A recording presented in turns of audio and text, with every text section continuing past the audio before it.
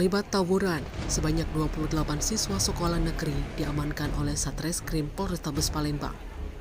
Aksi tawuran tersebut terjadi di Jalan Lunjuk Jaya, Kecamatan Ilir Barat, IB1 Palembang pada Sabtu sekitar pukul 22 waktu Indonesia Barat.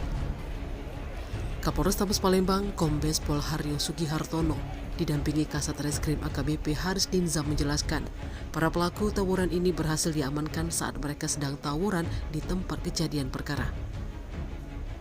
Dari 28 orang ini diantaranya 12 orang dilakukan pembinaan dan 16 orang ditetapkan sebagai tersangka dikarenakan telah memiliki dan membawa senjata tajam yang membahayakan orang lain.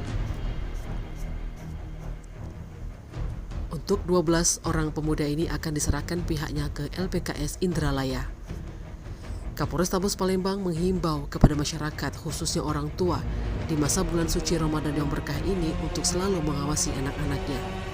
Tim Liputan Sumsel Update TV melaporkan.